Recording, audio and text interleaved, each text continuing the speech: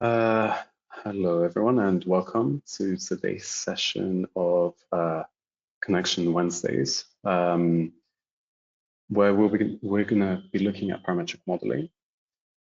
Technically, this is part of the Connection Wednesdays series, but seeing as how so Thursday's honorary Wednesday. And we're going to be looking at how to utilize the parametric toolkit in IDEA Connection to ensure that we comply with guidelines, whether these are general design guidelines such as the SCIs, or company guidelines, or even perhaps project-specific ones. Naturally, some of these things that we're going to look at extend to other applications as well. So hopefully this will be useful more generally as well. Before we get started, a little bit of housekeeping. Hopefully you can hear me okay. For those of you not familiar with the interface as well, you should have a control panel on your right where you can control your audio settings. You should be muted by default. If you're not, please do so now. And you can also raise a virtual hand if you have any issues, and I would be able to assist you from there. But if you do have technical questions or problems, you can also use the questions pane to send your query or issue to me, and then I can take a look. This webinar is being recorded, so it will be available later on as well if you do happen to miss it or if you want to review it after the session. And before we get started with the actual material, a brief introduction. My name is Marius. I'm part of the support team here at IDEA UK. And joining me today in presenting the material is Kosti Hatzopoulos, who's the technical director also in the UK office. Okay, so we've covered the intro. So I'll hand over to Kosti now to continue with the presentation material. I'll switch off my webcam as well so that we can focus on the presentation. So thank you, Marius. Welcome everyone to this webinar. Let me share my screen.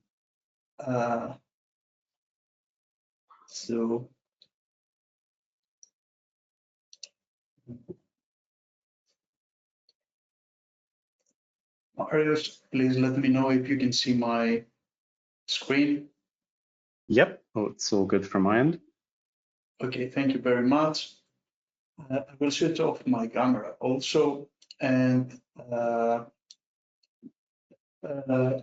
me do a short introduction. So today's agenda is this, an introduction to the design objective that we will be looking at. After that, we will outline the solution development, which are basically the steps that we need in order to solve the geometrical and mathematical problem. Of course, we're not going to discuss trigonometry and maths, but just the steps towards the direction, the correct direction. Then we will discuss how to implement the solution in IDEA StatiCa. And lastly, how to deploy it company-wide. So let's move to the next slide where we outline the objective. So in this slide, I'm demonstrating a bolted plate that I will be calling tongue throughout this webinar. And this plate is positioned in a way that its distance is equal to small tolerance. This distance, depending on the geometry, is from the end plate or from the beam. The gusset plate size is following this clip plate positioning. Is always welded on the beam and the end plate, and it is always enclosing the tongue plate. Lastly, the end plate height is following the gusset plate with a small allowance for the weld. we can see that bolts are positioned all over the end plate height, and they are maintaining a standard pitch of 70 mils, and an edge distance of over 40 mils, because these are basically, we're basically enforcing the guidance from the SCI. So let's move and discuss a bit further the objective in order to make it a bit clearer. Here we can see the effect of a different angle. So depending on the angle, we have a tolerance distance from either the beam or the end plate. And this, along with the size of this clip, influences the distance of this diagonal. Then we have the size of the gusset plate that is fully enclosing this clip plate. And then we'll also size our end plate accordingly.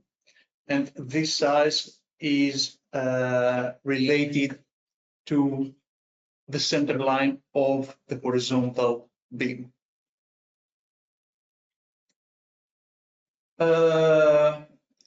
In this example, we will also be maintaining the SCI guidance.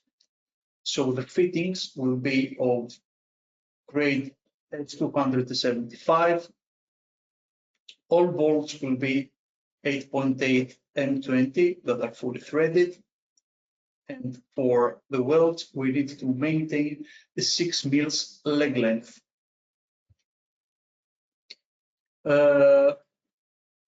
As I said before, I chose to maintain the bolt column distance of 90 mils, and we will have a standard pitch of 70 mils.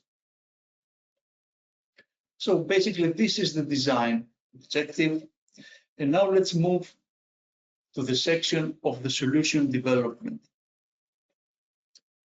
So in IDEA StatiCa, in order to create a parametric connection, we need to follow a certain workflow, which is basically that we need to identify the visible parameters, which are the parameters that are available for user modification.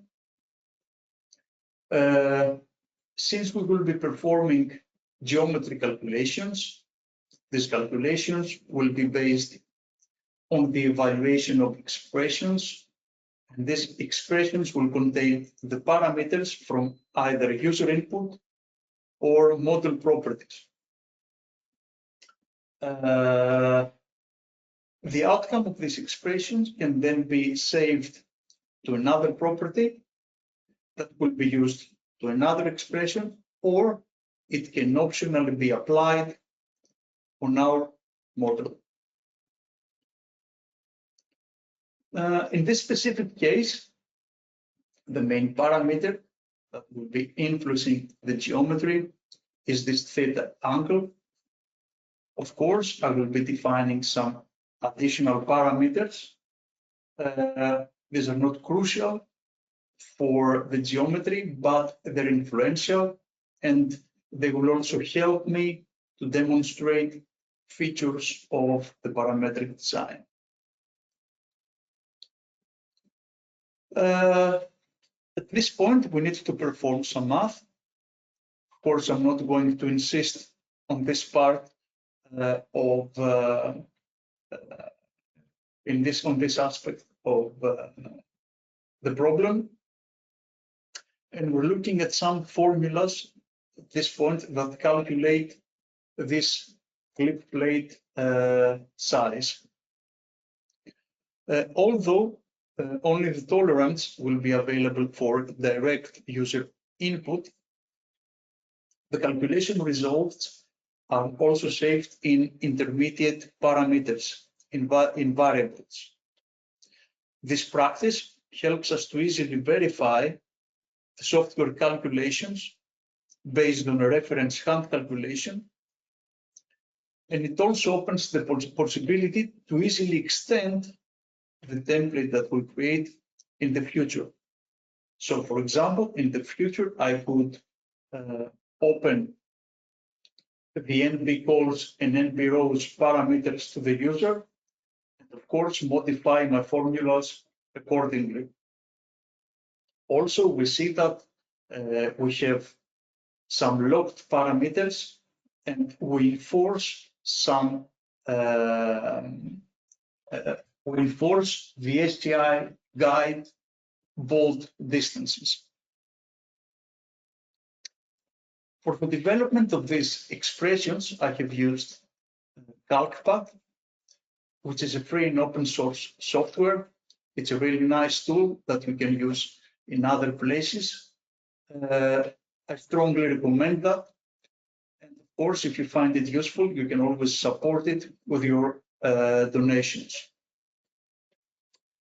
So without any further ado, let's move to the next step, and where I have some pre-recorded videos, and I'm demonstrating the process of defining our first parameter, which is basically the theta angle. To start the parametric definitions, I will start from a connection that works as expected. Of course, this is not parametric yet. This is only for 45 for an angle of 45 degrees. In this connection, I can see the operations, and clicking on an operation displays its properties. And these properties will be associated with parameters, and I will be modifying them as we move on with this training. But in order to define the parameters, I need to activate the developer tab. And to do that, I need to move into Preferences, Spot Developer Mode, and activate the checkbox next to the Enable the Developer tab label. Doing that and returning back in IDEA StatiCa is giving me the Developer tab at the top. Before we move on to the parametric definitions, it's essential to make sure in your project settings that the welds are indicated by their leg size, because this is what was specified previously.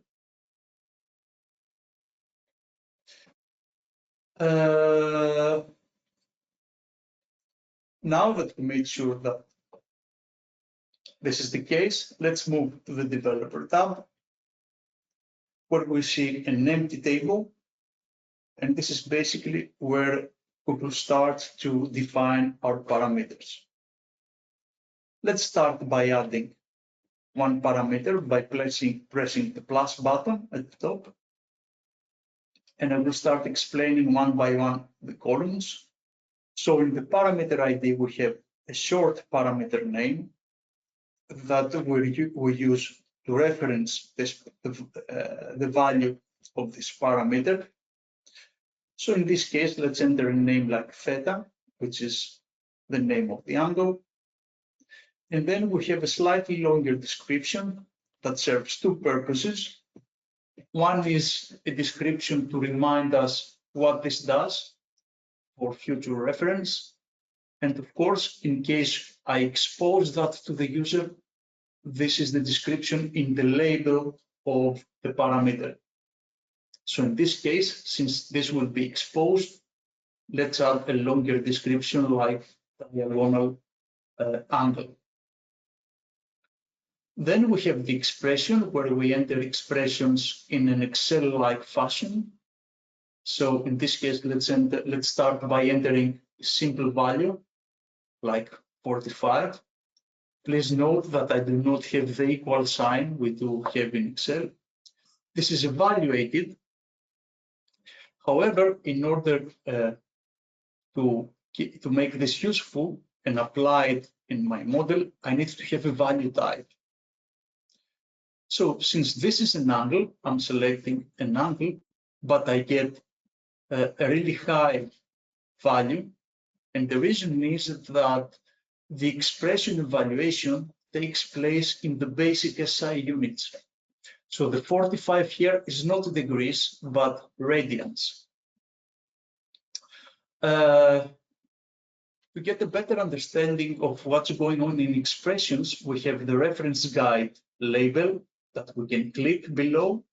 And this takes me to our expression parameter reference in our website, where you can read more about expression and parametric functions. Now, in this case, where we need to define an angle, I'm finding the unit import and conversion functions. And I will be using the angle function to define the angle in the unit I prefer right now. So let's move back into the IDEA StatiCa window. And in this case, I will replace the expression with function call, which is angle, open brackets, enter the value of the angle, and then the unit, which is degrees. And we see right now that the value was correctly adjusted. Now that I have defined my parameter, let me expose that to the user. And I can do that by clicking the visible button in the corresponding row. So if I move back to the design and click on the operations label, I can see the parameter description, I can see the unit, and of course the value. Now here we're also enforcing the other SCI guideline values. So the material is 10-75 for all fittings below, and for bolts we have M20s 8.8, and they're fully threaded as the shear in thread option is active. Lastly, this theta value is usually follows, when we apply the template, follows the diagonal angle. And so to do that, I'm pressing the default button, and here I'm using at the default expression a function call from the API. This function is the get value, and I'm using as a first argument the name of the diagonal and the corresponding angle to initialize this with the angle of the diagonal when this is applied. My calculations assume a positive value, and so I'm adding a minus sign in front of the expression in order to have an initial positive value. Again, this default will be activated when we apply the template. And that's it, more or less. We have created our first parameter. So let's move with something slightly more complex, which is basically the clipped angle expressions. So before positioning the clipped angle based on a tolerance, we need to know its dimensions. And we have calculated the formulas with the help of some basic trigonometry and mathematics. And here we will be also enforcing some of the SCI guidance distances as parameters. So again, let's move back into IDEA StatiCa, where I will start to create my parameters. I will start with the tolerance value. I'm giving a short name, and this tolerance value will be limited. I will provide an initial value of 10. However, this will be a drop box, So I'm changing its type to a drop down. And then I see that I have a warning message saying that this drop down box does not have any items. So I'm clicking at the button with the three dots next to the warning.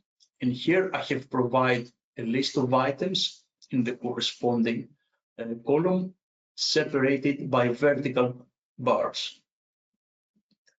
Please note that in this validation dialog, we can have some complex validations. And when the values are out of the ranges, I can get warnings, like I will show you in a bit. So let's expose this drop-down to the user, and let's go into the operations and see that the values we have provided are available. Again, we will go with a value of 10 and move back to the developer. However, we mentioned earlier that in order to make these values usable and apply them on the model, here we're also demonstrating that what it looks like to have a value that's invalid. So I'm putting this back. And as I said, in order to make this value tolerance usable, it needs to have a value type. Since this is not the case with the drop-down, I will rename that to tol in ini, and I will create another parameter for the minimum tolerance that will be basically based on the initial value I have in my Dropbox. Remember that the expression values are in SI units. So since I want this to be 10 mils, I have to divide it by 1000. And by providing a value type, I can see this in millimeters and validate it with my hand calculation. At this point, I will move on with the definition of other parameters for the bolt edge distance and the bolt row distances, because I need them in order to define my plate length and height. We're also demonstrating at this point the duplication of values of parametric entries. So the edge parameter, the pitch parameter was a duplicate of the edge because they were similar and I had to do minor modifications. And now we're looking at the definition of the number of bolt columns, which will be an enumeration. So I will leave that to generic value type. And again, I'm duplicating this by pressing the icon next to the plus button.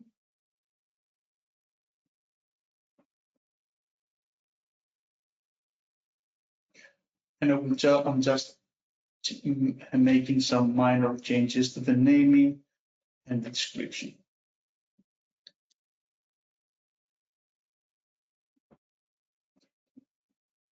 So now we're going to define the plate length. And to do that, we will copy the expression from the CalcPath formula, and we will put it inside the expression.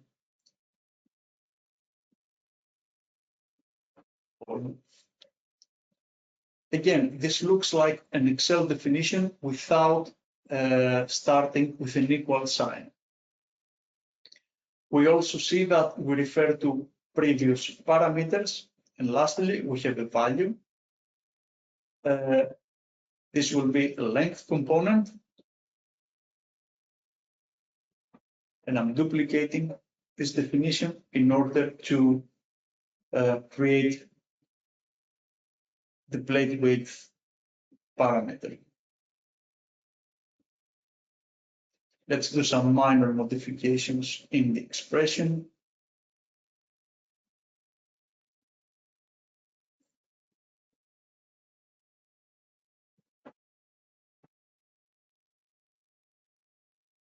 And now that I have these two values, these two parameters and their values calculated, I need to associate them with the corresponding properties in my model. To do that, I'm clicking on the clip, which is basically the plate I need to associate with the values. I'm activating the transparent view to make dimensions a bit clearer. And here I have spotted the properties that I need to associate with the values from the parameters. So let's move back to the developer, select the first parameter, and then I'm moving to model properties where I have a table of associations. So we firstly associate with the clip operation property. Now, since the clip operation has many states, there are some properties that are inactive. So I'm using the filter to find active properties, and I'm spotting the properties plate length and plate width. And now I'm closing the dialog, and by pressing the edit button, I can associate them with the appropriate parameter. So the first one is correct, and for the second, I'm using the plate height. To test this association, I will return back to the clip operation and modify the dimensions of this plate, then move back to the developer. And here I will press the set to model label at the top right, and this works. So the associations worked as expected, and the model has the dimensions I expected. So now that we have defined the dimensions of the tank, let's move a bit forward. And now let's position the tank in place. Here we have some more formulas for this calculation. So basically, I'm calculating two projections, and I'm selecting the final value of this X dimension by using the maximum between these two projections. These definitions become a bit more interesting because in this case, I will also be using the sinus and cosinus functions, and I will also use the max function from the functions that we have available in our reference. So again, let's move on and start adding the definitions. First, we need to define the beam height. And to get the beam height, I will use a function that gives me this member property. So this is the get value function, where the first argument is the beam name, which in this case is beam, and the corresponding property.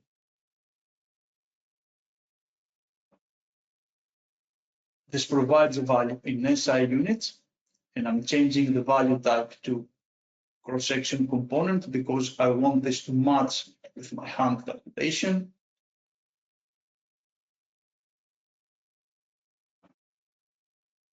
And here at this point, I will start to fill in the rest of the parameters. I have accelerated the video a bit because there's nothing new at this point, besides the fact that we're adding some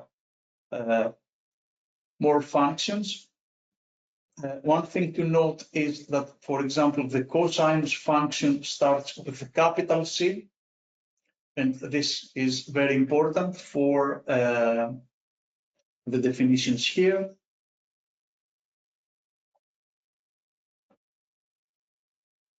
Now, at this point, we will also define the thickness of the end plate.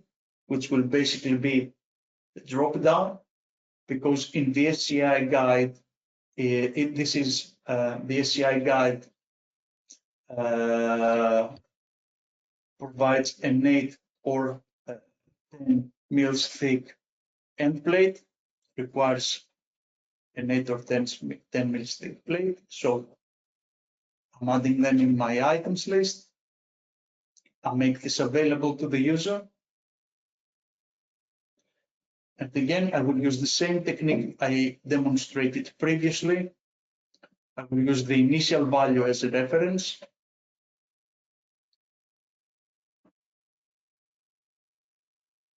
And I will have another parameter here, which will be the actual value in millimeters.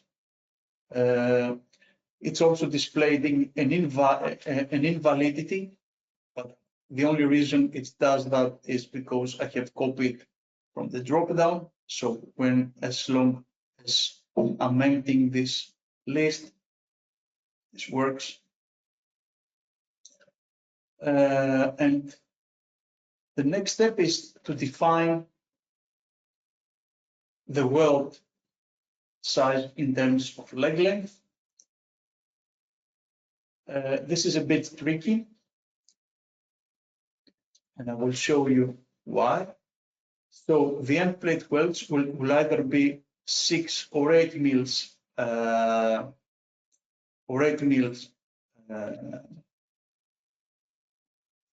long.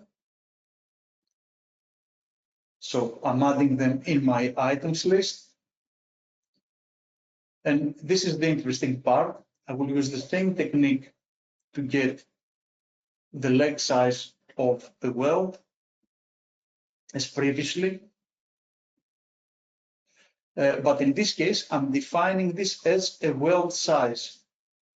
Now, the issue here is that the weld size displays, as we will see in a bit, displays as 8.5, which is basically the throat thickness. However, for my calculation, I need the leg size. So even though I have defined the leg size, the calculation engine always requires this to be in terms of throat thickness. So I have to convert that using the well-known formula.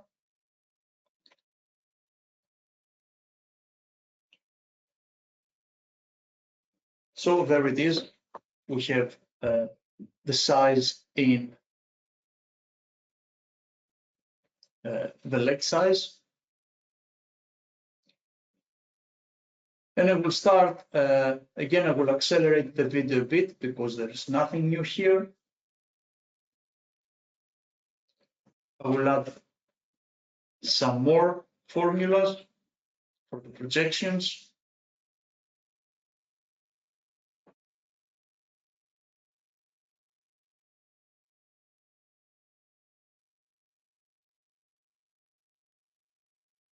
Now that I have calculated these values, we have to finally pick the maximum of X horizontal and X vertical.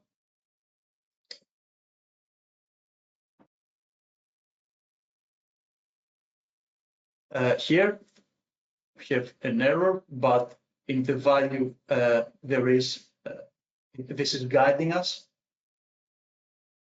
So I fixed the mistake. And now that I have the value for X, I need to associate it with the corresponding clip property. Again, let's move back to the design, switch the view to transparent so that the dimensions are visible. And if I click in the clip operation, I see that the X position value is this one. And this is basically the one I'm going to associate with my X parameter. I will move to my model properties, add an association, and pick the corresponding operation, which is the clip operation. There are multiple X positions, so I will filter the active one and I'm clicking on the X position, apply, and I have an association. So we see that the distance is defined. Let's set to the model, and we see that this was set on the model. Now let's do some testing, and let's change the angle. And we see that by changing the angle, the X value changes according to our calculations. However, this does not fully work, and the reason is that we have not associated back the diagonal angle with the user definition. Let's do that right now, and I will select the gamma angle associated with theta. And again, I will press the set to model to start making some test the definitions. I can also move into the design, and I can test it from here. So let's add some different value sizes. So basically this works. And we're in a good shape right now. So we need to move on and also make some modifications to our end plate.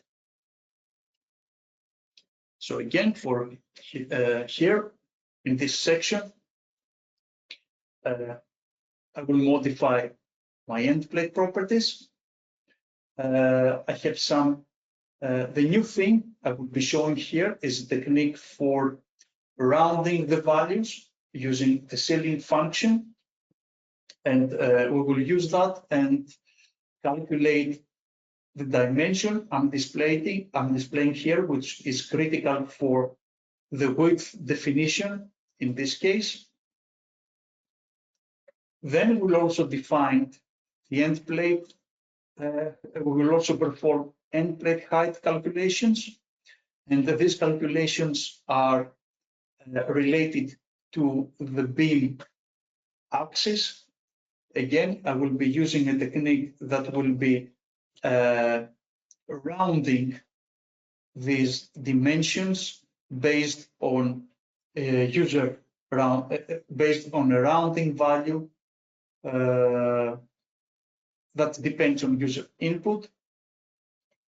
And the last and trickiest part will be the bolt calculations that are again defined in relation to the center line of the beam. We will also find the number of bolt rows. And one thing that's important to understand here is that the bolt spacing signs are important. And when we define bolt spacing with positive sign, the bolts move towards the top of the end plate. And when we have a negative sign, the bolt rows move to the bottom of the plate. So let's see how this works. So firstly, I will create a parameter that will provide the value for rounding. I will name that to ln.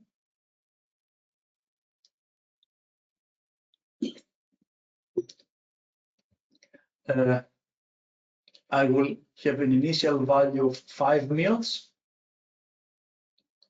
and I will make this available for user input.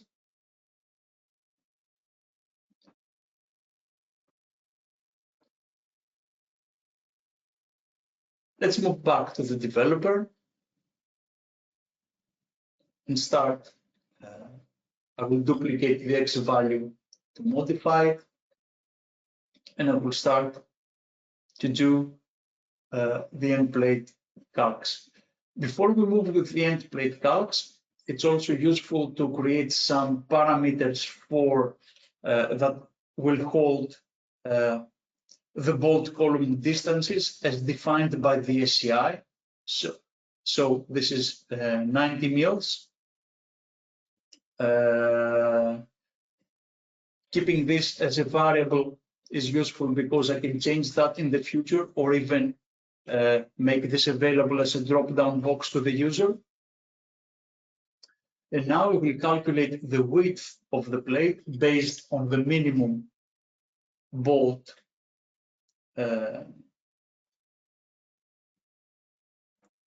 distance definitions. And then I will calculate the width of the end plate based on the beam width. Here, I will also be using the get value function that we saw earlier. So we will get the value of the beam and the cross-section width.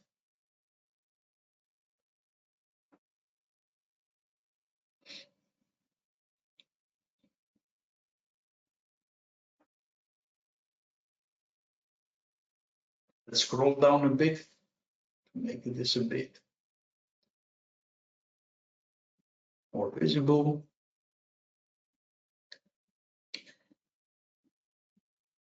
And now I will also demonstrate that I want the maximum of the previous two definitions. I will not use the max value, but I want to demonstrate the if function that we have available. So in this case, this looks like the Excel if function. So the first argument is a condition, and if the beam is less than the bolt-based width, I will adopt the beam. Otherwise, I will adopt the bolt-based width. Otherwise, we will adopt the bolt-based beam. In this case, I did a mistake, and the software tells me that the W beam parameter is not defined. So I had to, I will replace that with the correct name, so everything works. And here I will demonstrate another function. I will round the values. However, again, I did another mistake. I have a duplicate parameter name, so the software displays that. I'm changing the parameter name. And here I will round the value of the plate width using the user definition, the user length rounding that we had previously had using the ceiling function. In the same fashion, we will be using the floor function as we move on with this calculation. And lastly, since we found the rounded value we were looking for, I will divide it by 2, and I need to associate this value with my model. So again, I will move back to the design, spot the end plate operation, and I will see this time that this is in 2 places, the left and right properties. So again, I'm moving back to the developer tab. I will create the association with the end plate operation.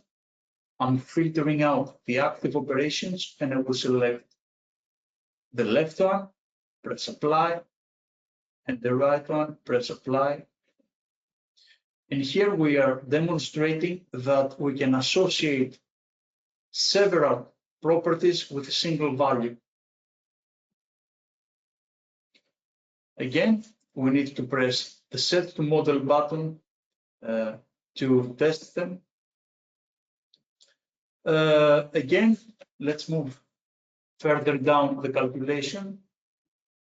I have accelerated the video at this point a bit because we're just filling in the calculations from the calculation formulas. We're also associating the bolt. We have calculated the end plate heights, and we're associating them with the corresponding values. At this point, we're also calculating some of calculations related with the bolts.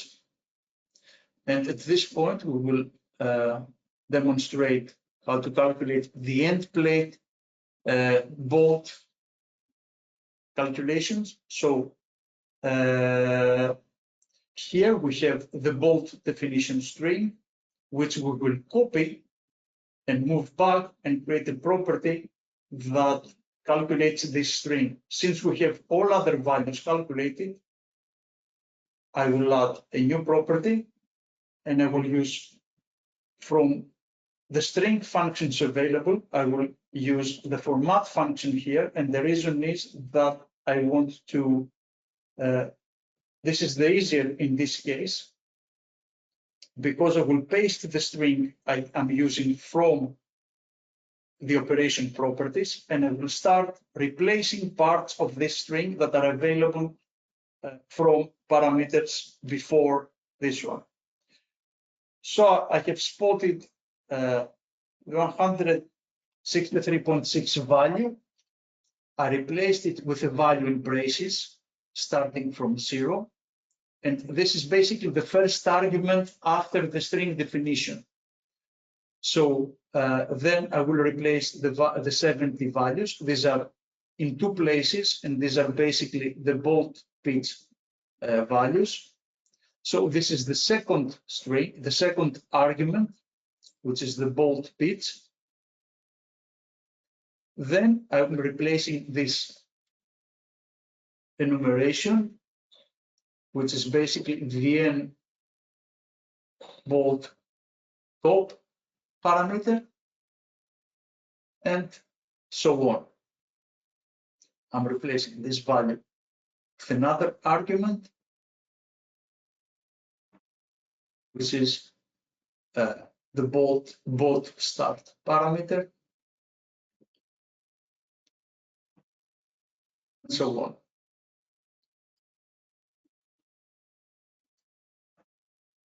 And when I'm finished with the string,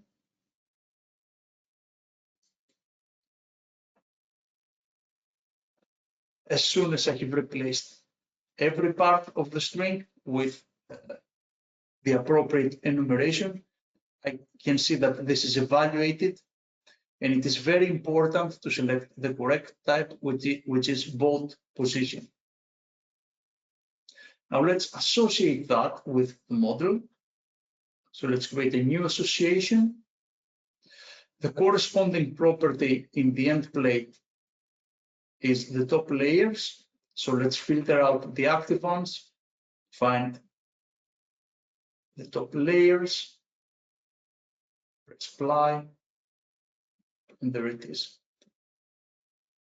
So I can also press the set to model. Nothing changes, which means that this is more or less correct because this was the calculated value. And that was basically it.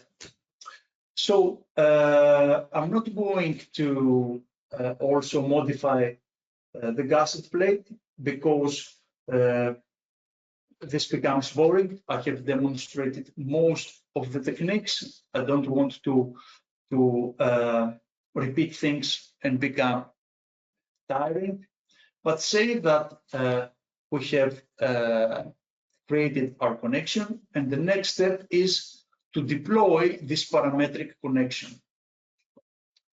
The first thing I would like to point out is that it's better to have IDEA StatiCa 24.1.4 or higher, because we have fixed a lot of things for parametrics, and it becomes much more productive for you. And besides that, the first step is to test the definition for corner cases and also test it in similar topologies. After we do some basic testing, we need to publish the connection to our connection library. And the last step is to deploy it. So this is the finished connection. You can see that I'm not in the developer mode anymore. So I will move in the operations tab and start to do some testing. I will move, I will try several values in the diagonal angle, for example, 25, 35, and I can see that this works, even for this ridiculously high angle value. So I guess that this is ready to be deployed, and I will deploy that through the connection library, where I will press the publish button. Now, what is important is to give an appropriate name and select the company set so that this is available company-wide. Please keep the parametric activated and press the publish button. As soon as this is successful, I can test it on some configurations. Here I have changed the names of the configuration, and the reason I did so is because I want to demonstrate that as soon as I publish, my connection names are not important anymore.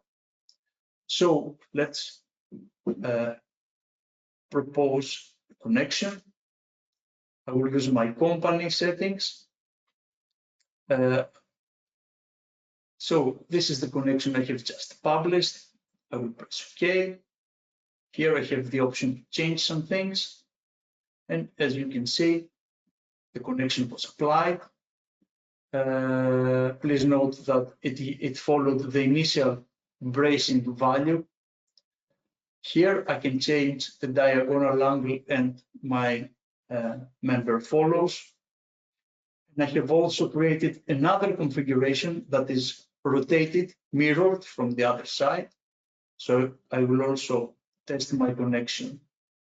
In this case, again, this was applied, and changing the diagonal value also works. So that's it. The parametric functionality in a nutshell. So I'm not sure if there are questions. I think that we're over time already. Marius? Yes, hello. So we do have some questions that have come up. I'm just going to take a look and see which ones we can answer a bit. One that was raised, and it might be useful to go over a little bit, is for those of using parametrics for the first time and APIs as well. The question is if we can explain where we can find these expressions, the predefined functions, generally the documentation. I've already sent a link to the person who asked the question, but it might be useful to go to the API parameter reference guide, just to show as well. And there's also a getting started API parameters getting started guide. I have the links if you don't have them. I can also send them to everyone. So basically, one thing I would like to show is that in the developer tab, there is the reference guide link here. So if you click on this link, this takes you to the web page, just in case. Okay.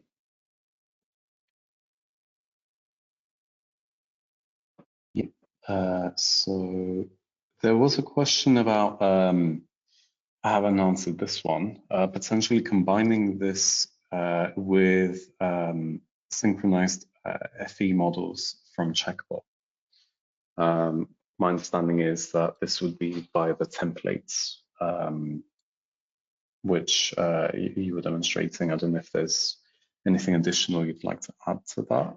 But effectively, if you have a checkbot model that you've then exported, I think you could then, it is, you can use these templates there.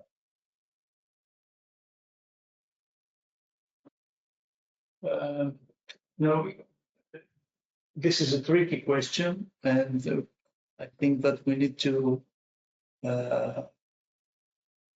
it would be nice to have a specific example and discuss from a specific example. Mm-hmm. Sure, I can understand the question right now. I've taken a look at something like this. The one thing I would comment on is in some cases the parameter referring to the name of a given member could cause a bit of an issue. So like Osti said, we may need to look at a specific case. You can, to an extent, I think, use some of these templates, but they could be a bit of a clash there. We could take a look at a case where you're trying to combine the two.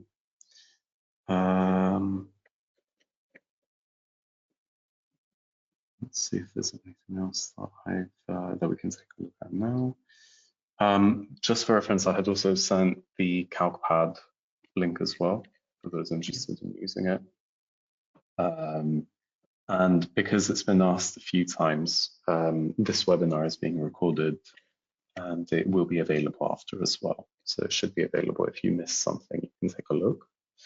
One other question we had is why the tolerance is in millimeters and one of the parameters, the edge, was in meters. Basically, I've changed everything to millimeters. I'm not sure that it was internally. Everything is converted to meters, but the value type is just the value type does what it does. It's giving a type and the unit, right? So it is basically, let's say, this is basically a way to display your value. The underlying value is always in SI units, is always in meters. But since I want to check with a reference calculation, it makes sense to have it in mils, for example. So picking up a component that has has the values that I would like to see is best practice, let's say. So yeah, I'm not sure to which part of the demonstration we're referring to. So it was a bit earlier on. I had also answered this, but basically to add to the to your response, this will a connection does interpret things in SI units, like Osti said. It will then convert these units from meters to the units that are used as part of the presentation units in the preferences.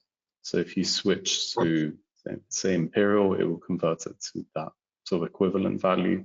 So it's worth bearing in mind, and that's why there's a little bit of a conversion there. So it does take a little bit of housekeeping to make sure that your values are consistent, basically.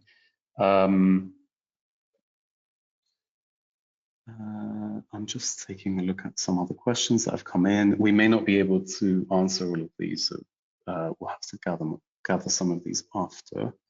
But let's see.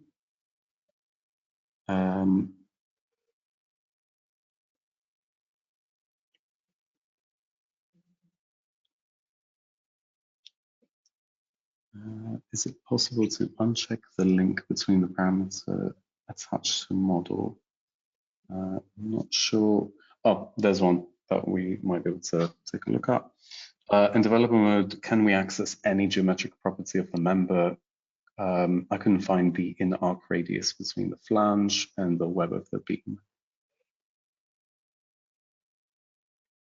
Can you please repeat, Marius? Yes, so basically in the development mode, the question was, can we access any geometric property of the member? The user is not able to find the inner arc radius between the flange and the web. Yes, I'm not sure. I have to check for the reference. I think some of these have to do with. I can imagine that this is for clearance purposes because some users have raised this before, so it would be a useful property. I'm not too sure if that's actually in the section properties, so it might be why it's not available. But I can take a look as well. I think it's not available, and I think that's why it's not there. So even though it's like a standard property a lot of the time for sections in our case, because of how we're modeling them as shells as well, we don't actually have that property embedded. But we'll take a look, and it may be useful to add. Okay, how are we doing for time, Gusti? I think that we're over time, 15 minutes over time. So I think that it would be nice to close it, and we will process any open questions and share them with the attendees. Yep. So we'll do that. We'll gather them, have a look. And if there are any questions that you didn't get a chance to raise, or if you see the webinar and then you want to ask us anything, you can always send these questions to support as well. So this would be support@ideastatica.uk, or you can also create a case in the portal. So if you log into the portal, you can create a case from there with your question, and we can take a look. So feel free to experiment, and if you have, it could be questions, but if you have recommendations or feature requests, those are very welcome as well. And any usage would be interesting to us. We want to see how the users kind of interact with the functionality, and if there's anything that you would like to see. Okay, that's it from my end. I think we can close it there. Thank you for attending, and enjoy the rest of your day. Thank you for attending, guys. Enjoy the rest of the day.